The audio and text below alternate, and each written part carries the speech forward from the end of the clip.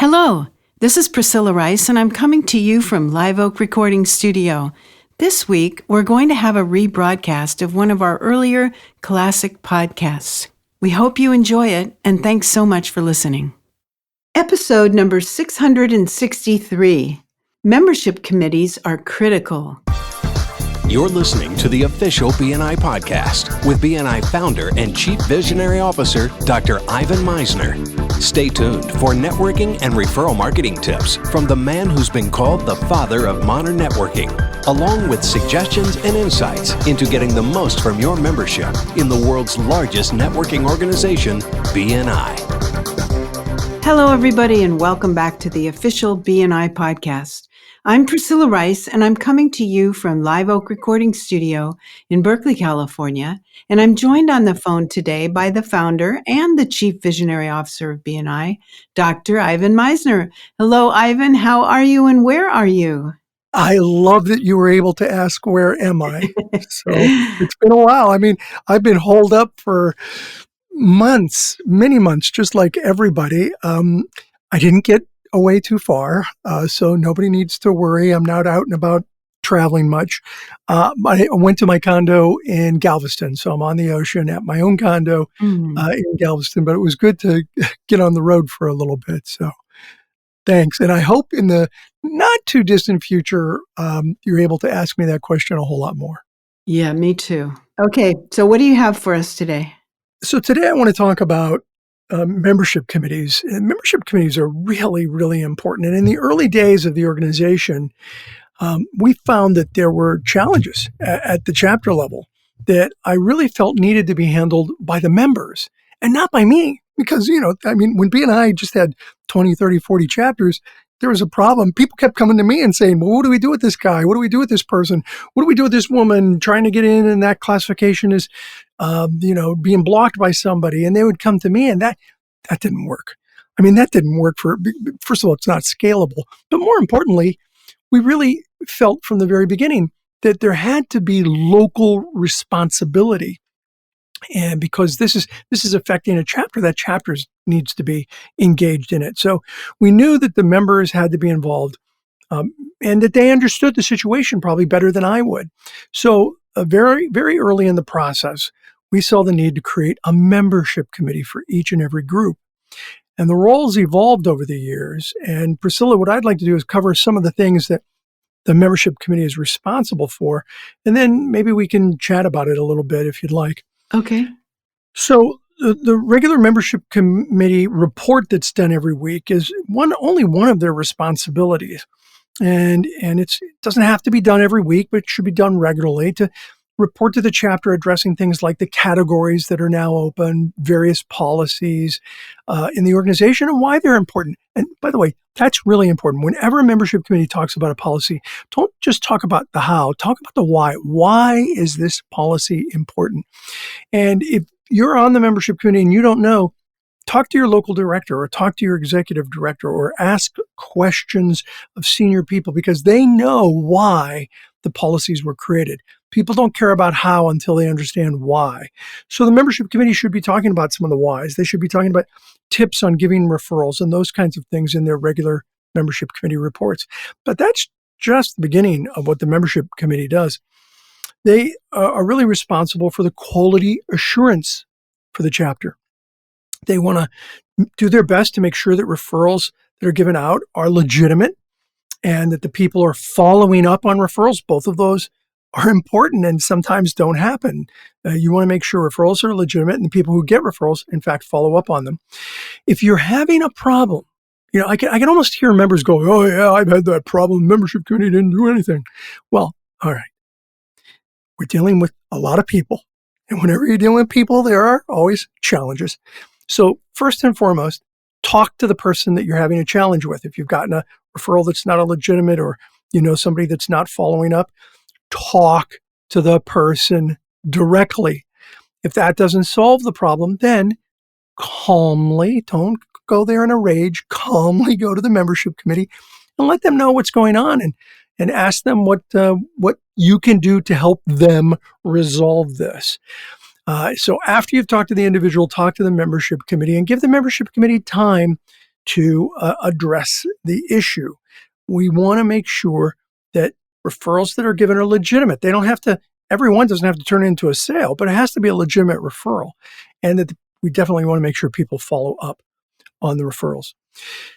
Remember one thing, don't talk about people first, talk to people, and then go to the membership committee. Never go around the chapter talking about the person and what they did wrong. But the membership committee is okay to talk to after you talk to them. Other things that the membership committee does is review new member applications and approve membership requests. That's an important one. They have to confirm the contact information, review details in the application, review the classification request.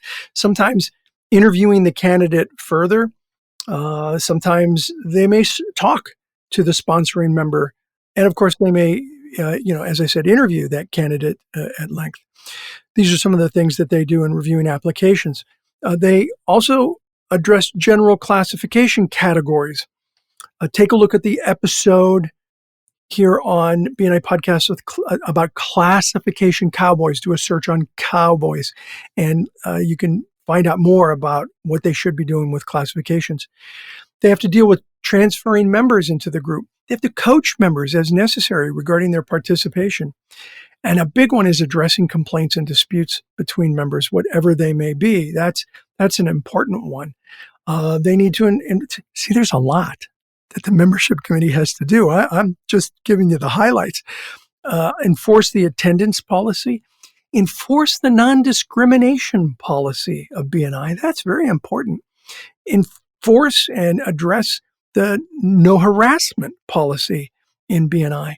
These are important policies, and you should ask your vice president to show you those statements, because we have very clear statements in each country about the non-harassment and non-discrimination requirements in BNI. We want BNI to be diverse, and we say so in writing and have for many years. So just start wrapping up here. Members often see the tip of the iceberg in BNI, and there's a lot that goes on behind the scenes to make BNI work in each group. And the membership committee is one of those really important elements. I know I've said this before, hockey without rules would be boxing on ice. BNI without rules would be a social club. The rules are important, but remember, membership committees, apply the rules more like Mandela than Attila. Don't be a fascist in the way that the rules are applied. Tough love, show people that you care, and make sure that members understand the why. And I wanted to do this podcast just to get everyone a sense of how incredibly important a membership committee is. It will absolutely make or break a chapter. So I got a couple of closing comments, but Priscilla, I thought we might chat for a minute before I close. Sure. Have you had similar experience that the membership committee is very important in your chapter? Yes. I mean, I totally agree with you that it sets the tone for the entire chapter. I served on the membership committee, a while ago, and I don't know if it's okay for me to say this, but I didn't really enjoy it because I didn't like dealing with these petty complaints that people had about each other. It was a difficult time. We had a difficult member. And well, yeah, I'm glad you brought that up because it is difficult dealing with petty complaints. Now multiply that by 270,000. That's sort of my world sometimes. But at the chapter level, we think we completed high school, but there's a piece of high school that's still out there, and that's sometimes the pettiness that takes place when you get a whole group of people together. And then I liked it even less when there was like a reason to really do something about somebody because I felt sorry for them or I had an aversion to it. I knew I was the wrong person on the committee.